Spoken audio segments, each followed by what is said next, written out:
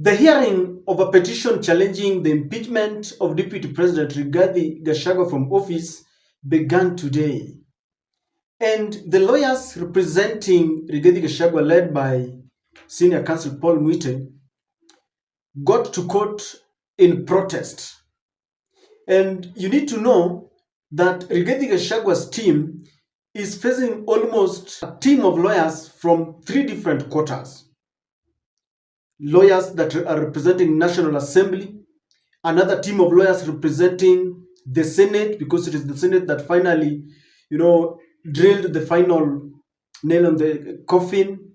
And then there is another team from government representing the president, led by Attorney General. So Paul Mwite and his legal team will be facing head-on another barrage of lawyers, legal minds from those 3 different quarters: the Attorney General's office, the National Assembly, and the Senate. From the word go, there was a problem because Rigathi team is complaining that from the onset there is breach of constitution and law. They are saying that when they took their case to the High Court referred this case to the Chief Justice, and the Chief Justice was required to constitute a bench that will hear this case. But they are saying that it was not the Chief Justice that did it, rather her deputy, Madam Philomena Mwilu. And with that, they are saying that they cannot start a process that has already begun with illegality. And they were complaining that this is not going to take place. They are challenging that. But under the former constitution, we used to have a practice in which we had unofficially a bill of immunities for the state, where the constitution, the state could conduct its business on weekends and outside court sitting hours. But because of that reason, that's why I'm saying this, we are sitting here pursuant to the orders made on us today. And my lord, we are also sitting here pursuant to an order made by the Honorable the Chief Justice. My lord, for purposes of Article 165, I believe it's 4, of the Constitution, the powers of the Chief Justice to appoint a bench is a substantive power. It is not administrative. This power, my lord, cannot be shared by the Deputy Chief Justice or with the Deputy Chief Justice. And because it cannot be shared with the Deputy Chief Justice, it is the reason why I say 2 things. That our instructions is that we must move this court immediately to set aside that order on the basis of its unconstitutionality. The Chief Justice of Kenya cannot appoint anyone, any judge, pursuant to Article 165(4) of the Constitution. And we shall place here the Deputy Chief Justice a formal application. As they were challenging the source of the bench because they feel it has to be the Chief Justice and not the deputy, the team that is representing the president argued that the High Court has got no authority to challenge an impeachment case that is involving the president and the deputy. And in his very considered opinion, he thought it wise that the Constitution demands that this case is referred to the Chief Justice herself, the Supreme Court. Because he says, under the new Constitution, High Court cannot hear and determine a case involving the president and his deputy. And on this, I thought he was right. Now, ladies and gentlemen, it is on this account that I say both the lawyers representing Rigathi Gachagua and those representing William Ruto have agreed on one thing.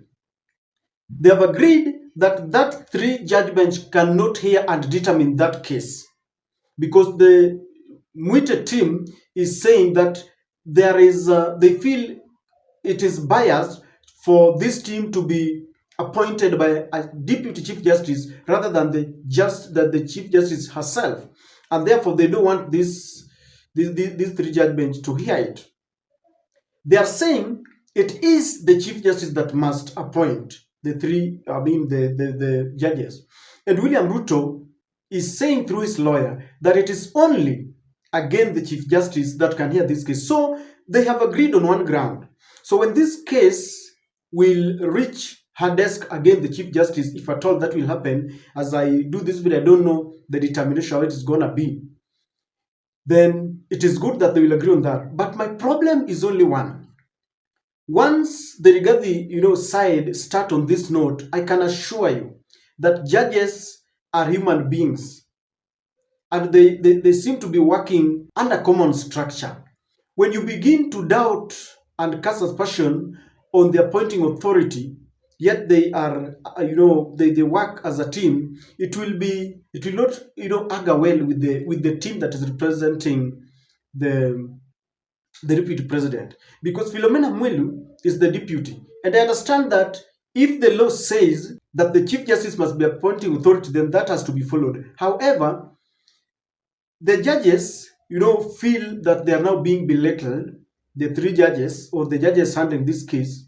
Philomena Mwilu also feels belittled, and even if it gets to the highest authority, which is the Supreme Court, they will tend to sit together, and like I said, they are working under one structure. They might decide to support their colleagues, and this is why I feel that they have begun on a very wrong foot. However, if there is an illegality, it has to be pointed out. There is also this feeling that the reason why William Ruto wants this case to go to the Supreme Court, that they have a strong working relationship, that in 2013 and 2017, he was in power as a deputy president, and the Supreme Court gave them the victory against Raila Amolo Odinga, that is NASA and CORD. And then in 2022, against all odds, against what people thought was the deep state, the Supreme Court also gave William Ruto victory with very strong words, that the Azimio was, like, their case was a wild goose chase, it was hot air. And so with that kind of relationship, many Kenyans feel that this is the reason why William Ruto wants it to go to the Supreme Court, because they have already worked together and therefore it is easy. Yani mnajua vile tunafanyanga. Already there is mistrust. Paul Mwite team does not trust the bench. They are saying the process is illegal. It ought to have been constituted by the Chief Justice. Kenyans don't trust the fact that Ruto wants it to go to the Supreme Court. There is a lot of mistrust. But then they read that part of the Constitution that any case involving the president must be heard at the Supreme Court level. For the first time, William Ruto has now opened up. He has been very quiet. And indeed, now he has owned the impeachment process, that he is the one who did it, because he has now been represented by a lawyer.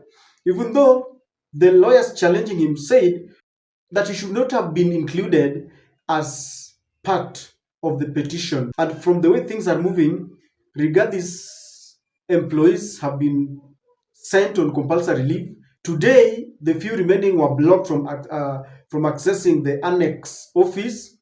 The security has been taken away. And so, it is going to be very difficult. But let us wait and see. I doubt whether we are going to follow the law.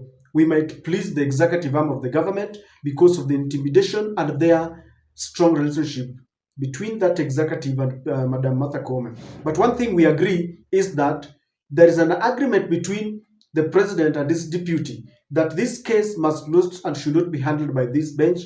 It should go back to the Chief Justice, either to reconstitute another team of law or team of judges, or to be determined.